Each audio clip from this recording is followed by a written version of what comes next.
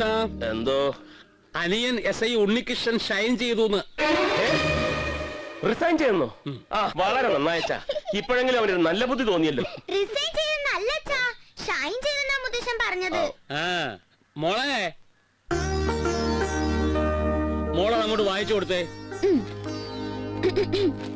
അട്ടപ്പാടിയിലെ 500 ഏക്കർ കഞ്ചാവ് കൃഷി അഗ്നിക്കിരയാക്കി പോലീസിന്റെ ഉഗ്രവേട്ട. അട്ടപ്പാടിയിലെ ഗലസി, തുടുക്കി എന്നീ മലയോര പ്രദേശങ്ങളിൽ ഇന്നലെ രാത്രി സബ് ഇൻസ്പെക്ടർ ഉണ്ണികൃഷ്ണന്റെ നേതൃത്വത്തിൽ പോലീസ് സംഘം നടത്തിയ അതിശക്തമായ റെയ്ഡിനെ തുടർന്ന് 500 ഏക്കറോളം വരുന്ന കഞ്ചാവ് കൃഷി പൂർണ്ണമായും അഗ്നിക്കിരയാക്കി നശിപ്പിച്ചു കളഞ്ഞു. കേരള പോലീസിന്റെ ചരിത്രത്തിൽ എന്നും അഭിമാനിക്കാവുന്ന ഈ ഒരു മുന്നേറ്റത്തിന് ചുക്കാൻ പിടിച്ച സബ് ഇൻസ്പെക്ടർ ഉണ്ണികൃഷ്ണന്റെ ധീരതയെ ആഭ്യന്തരമന്ത്രി മുക്തകണ്ഠം പ്രശംസിച്ചു. നിർത്ത്. എനിക്കൊന്ന് ബാത്റൂമിൽ പോണം. അതെങ്ങനെ? ചൂടുള്ള ചായ കുടിച്ചാലേ നിങ്ങൾക്ക് ബാത്റൂമിൽ പോകാൻ തോന്നാറുള്ളൂ. എന്തിനാണച്ചാ ചൂടുള്ള ചായ? അതിനേക്കാൾ ചൂടുള്ള വാർത്തയല്ലേ കിടക്കപ്പായെന്ന് കേട്ടിരിക്കുന്നത്.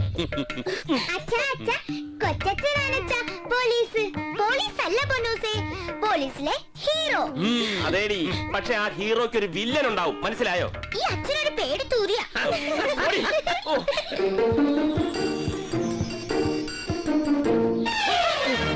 നീ എന്ത് വരവായി വരുന്നത്? ഇപ്പൊ എനിക്കായോ കുറ്റം? ഈശ്വര, എന്റെ പ്രസാദം. അയ്യോ, ഏട്ടനെന്താ പറ്റിയത്? ഒന്നുമില്ല മോളെ, പത്രത്തിൽ വന്ന് ഈ വാർത്ത ഒന്ന് വായിച്ചു കേൾപ്പിച്ചതാ. എന്റെ ഗുരുവായൂരപ്പ, ഒരു പോലീസ് ഇങ്ങനെ, മറ്റൊരു പോലീസ് അങ്ങനെ.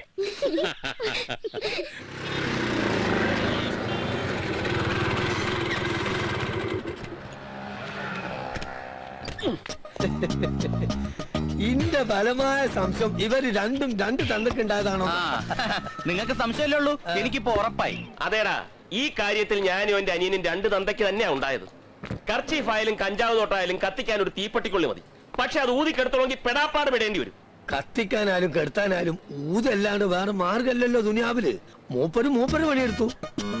അല്ലാതെ നിങ്ങളെ മാതിരി ബന്ധു വാർത്താലും വരുമ്പോ ലീവ് എടുത്ത് വീട്ടിൽ കിടന്നുറങ്ങലല്ല പോലീസ്. ചേക്കുട്ടിയെ വല്ലാതങ്ങ് ഓവറാവല്ലേ സാർ? കാക്കി എടോ ചേക്കുട്ടി, നമ്മളൊക്കെ ഈ കാക്കി ഇടുന്നത് കുടുംബം പോറ്റാനാ.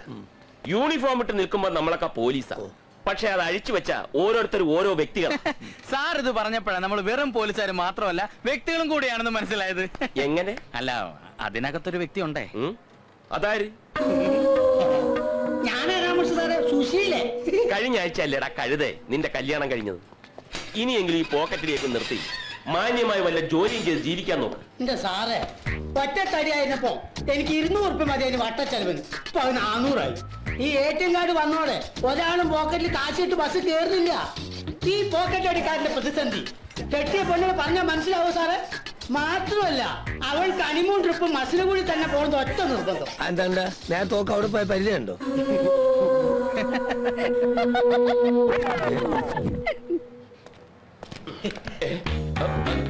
അയ്യോ, എന്റെ പേഴ്സണലിനകത്തുണ്ടായിരുന്നു, നീ കണ്ടില്ലായിരുന്നു? സാറേ, പാല് കൊടുത്തയക്കാൻ പാമ്പ് കൊത്തായിരിക്കും. അത് പാമ്പിന്റെ ബുദ്ധി. മഹാഭാഗ്യം. നാട്ടുകാരെല്ലാരും കൂടെ എന്നെ ഇവിടെ പിടിച്ച് ഏൽപ്പിച്ചപ്പോ എനിക്കുള്ളൊരു സമാധാനം, രാമകൃഷ്ണ സാർക്ക് തൊഴിലില്ലാത്തൊരു ചെറുപ്പക്കാരന്റെ ആത്മകഥ മനസ്സിലാവല്ലോ എന്നുള്ളതാണ്. എന്ത് വ്യഥ? ആത്മകഥ.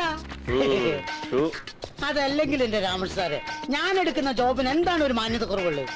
കയ്യിൽ കാശുള്ളവൻ അത് കെട്ടുകണക്കിന് പോക്കറ്റിലിട്ട് അങ്ങാടിയിലേക്ക് ഇറങ്ങുമ്പോ നമ്മളെ ചെലവിലേക്ക് 100-300 എടുക്കും.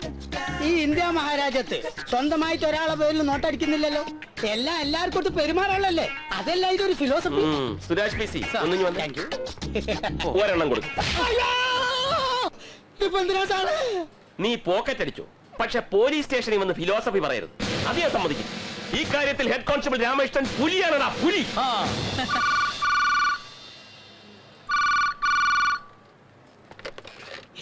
Head constable Ramakrishnan here. ഇങ്ങോട്ടോ? പുലിയാണെന്ന് പറഞ്ഞിട്ട് എന്ത് പറ്റി? പുലി കടുപ്പിലായി.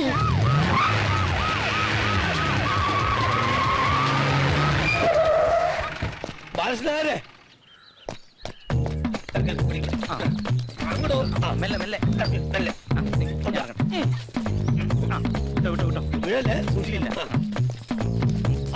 അയ്യോ, എന്താ എന്റെ കുഞ്ഞിനെ പറ്റിയത്? എന്താന്നറിയില്ല, സ്റ്റേഷനിലേക്ക് ഒരു ഫോൺ വന്നു. അത് അറ്റൻഡ് ചെയ്ത് മൂപ്പര് ബോധം കെട്ടുകൊണ്ട് ഒരുമിച്ചായിരുന്നു. എന്റെ ദൈവമേ, രാമേഷ മോനെ, ഒന്നുമില്ല, പേടിക്കാൻ ഒന്നുമില്ല, ചെറിയൊരു തലകറക്കം അത്രേ ഉള്ളൂ. ആശുപത്രി കൊണ്ടുചെന്നപ്പോ ഡോക്ടർ പറഞ്ഞു ഇനി വീട്ടിലേക്ക് എടുത്തോളാം. അങ്ങനെയാണ് പറഞ്ഞത്. കുഴപ്പമൊന്നുമില്ല, വീട്ടിലേക്ക് കൊണ്ടുപോയിക്കോളൂ എന്നല്ലേ പറഞ്ഞത്. അത് ഞാൻ മോഡുലേഷൻ ഒന്ന് മാറ്റി.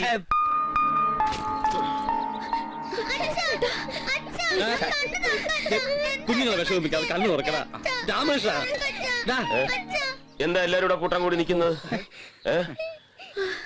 ഞാനിതെവിടാ? നമ്മുടെ വീടിന്റെ ഉമ്മറത്ത്. എന്താണ് മോനെ നിനക്ക് പറ്റിയത്? ആരാ നിനക്ക് ഫോൺ ചെയ്തത്? അവൻ ആര്? എന്റെ അനിയൻ SI ഉണ്ണികൃഷ്ണൻ. അവൻ എന്റെ സ്റ്റേഷനിലേക്ക് എന്നെ ട്രാൻസ്ഫർ ആയി വരുന്നെന്ന്.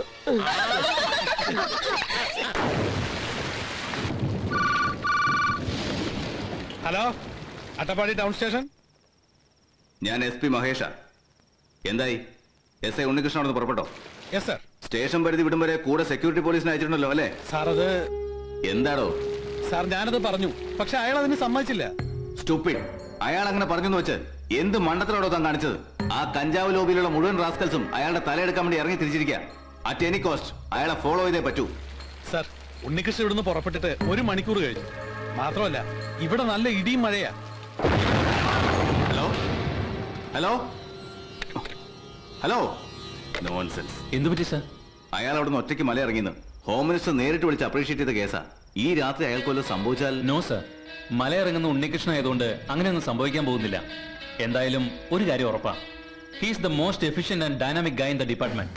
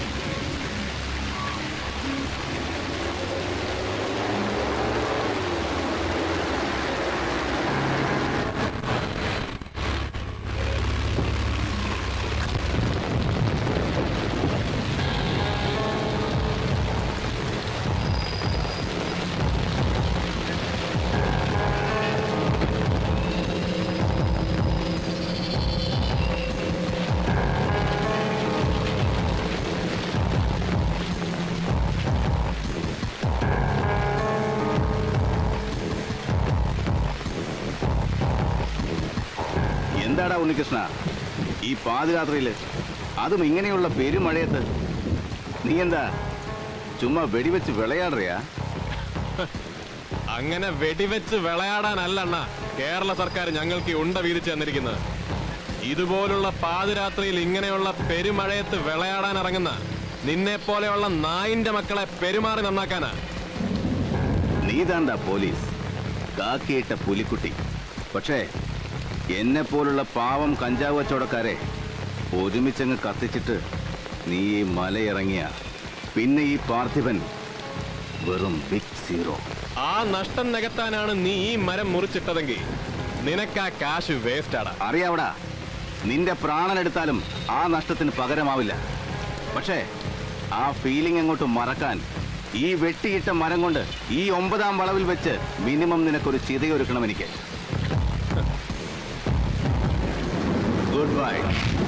Good bye sub inspector Unnikrishnan.